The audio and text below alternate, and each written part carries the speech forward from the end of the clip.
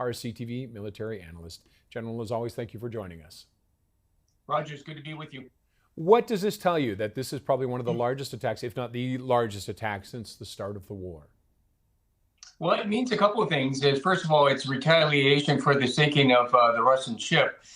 But more importantly, it's just laying the groundwork for the run-up to the election in March by Putin, who's going to show Russia that he is prosecuting the war against Ukraine.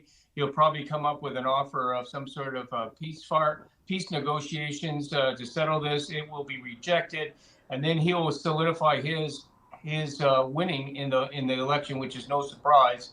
But we should look at the forthcoming year where Russia will simply attrit the Ukrainian forces to the point where this turns into a long sort of insurgent type of operation.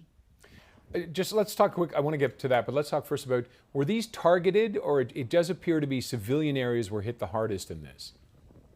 Absolutely, these were targeted. I mean, the biggest attack ever, which was designed to send a message to Zelensky and the Ukrainian people that Russia is still there. He's trying to terrorize the people to put pressure on the Zelensky regime. Leadership is they cannot protect their people, notwithstanding all the air defense they had.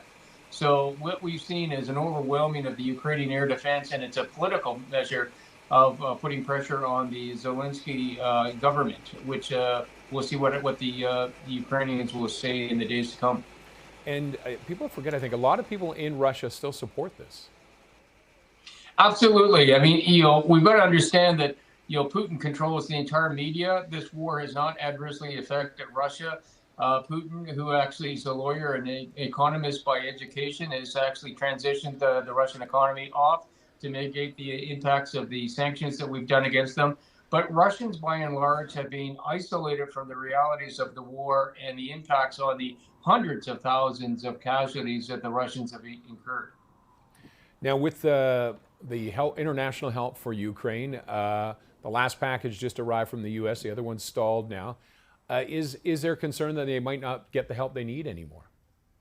I think that's actually, I would even go further than a concern. I think it's a reality that, as Russia ramps up its war machine against Ukraine, it will see a diminishing,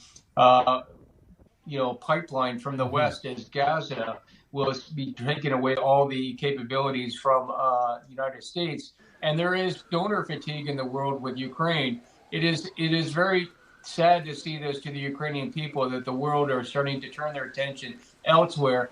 And I think this is going to make it very problematic for President Zelensky and the Ukrainian Defense Force to withstand the onslaught from Russia. Is there the possibility that a standoff could end with a new border where the front line is right now? Well, I think that's what Putin is trying to achieve with this attack and as the run-up to the elections. Neither side have the offensive capability to knock out the other side or to make any real gains.